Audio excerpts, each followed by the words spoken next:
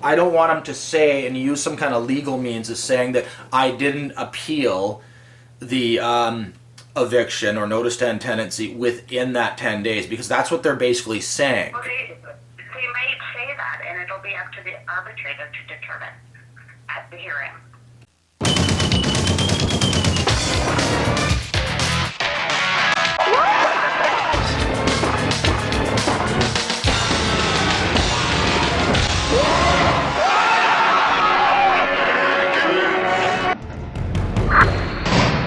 In this episode of Eviction Wars, an inspector comes to the house. Okay. There we go. Hi. Yeah. Cool. You see my ID too. That's fine. That's fine. I believe you. That's fine. Even if you forgot that in the car, I probably would have let it slide this time. Sorry. This here is all theirs. Like it doesn't leak. It doesn't leak, Guys, but they didn't finish it. I'm sorry to say it, but the people he gets here, that's all falling apart. I didn't even know about that. Holy Trying to shit. get him to do Jeez. some work around here. Oh, you're referring to the owner or to the... No, the owner. Not Victoria. Victoria wasn't even working at that time. The inspector was a handsome, well-dressed young man, probably from the Vancouver area, near the Palisades Hotel. We discussed with him about the damage that had built up from wear and tear, which the homeowners refused to repair. These light sockets, for 2 years had been failing. These light sockets, oh how they look like a little alien. We showed him the bedrooms, and then he left, probably in a car that went vroom vroom. This was not my fault. I didn't do this. You're asking me for a record of what? A third eviction from dated September 22nd. See, So are you talking about submitting an amendment for an additional... I've already done that. I've already done that. Is that what you want me to check is on your file? I know that I talked to a guy from RTB, an officer just like yourself, and we set up, actually I confirmed that the email that I had done with the amendment was all good and I had nothing to worry about. Are you talking, what you're talking about right now is an eviction that you've already amended your application to dispute, correct?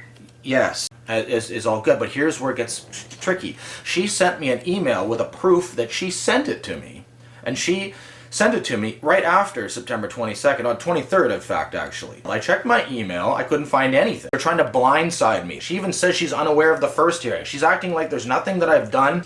It says October 31st, right? That's the deadline for me to move unless I apply for a hearing. But I told her that I can stay a minimum of November 31st, plus there's the amendment for the hearing, so that goes to December 6th. She's saying she's unaware of all this, and she has proof that she sent it in September. Let me tell you how it works. So when a landlord serves an eviction notice and you've disputed it, which you have, you've amended it, the original one to include 2 different eviction notices. Yeah. Those notices are on hold until the outcome of the hearing, which is Monday, December 6th. At the hearing, the arbitrator is going to look at your evidence and the landlord's evidence and determine.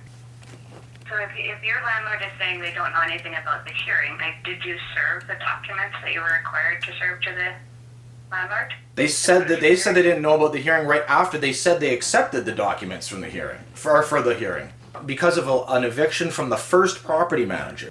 But you're talking about a different file number, a hearing that occurred previously, correct? No, the hearing hasn't happened yet. You're talking about different files. There's one file, one hearing.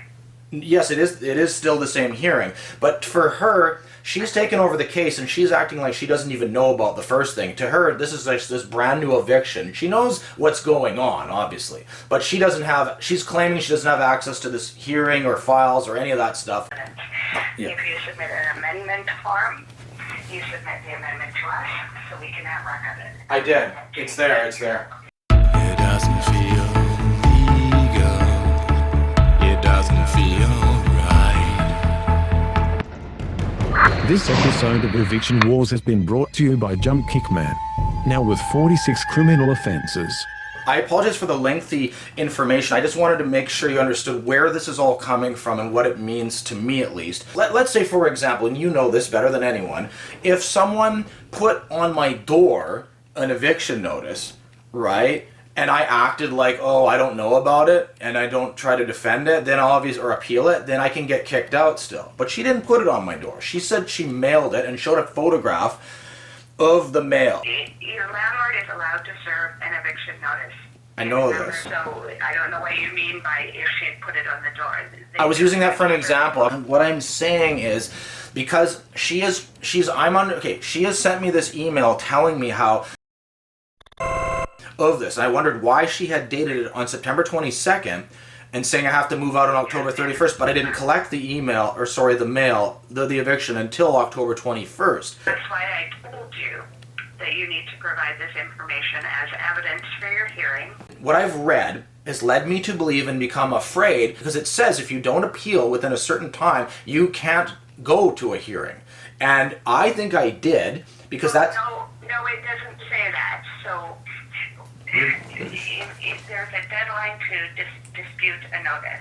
Yes. If you are disputing the notice outside of the deadline, you have to indicate why you're applying late and explain it to the arbitrator. The arbitrator will determine whether or not they're going to dismiss it or accept it. That notice is part of the hearing for December 6th. Yeah. Two notices Okay. to the arbitrators, they are both on hold until the outcome of the hearing. And like it said, there are exceptions to that. They call them exceptional circumstances, as in reason for failing to do something at the time required is the very actions, blah, blah, blah. Some examples of exceptional circumstance. It's really the same answer as what I already gave you about the arbitrator making the decision at the hearing. So I can't speak for your landlord. I don't know why they would say that they're unaware of a hearing.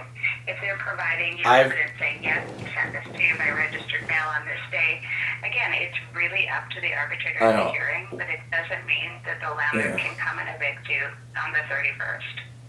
Okay.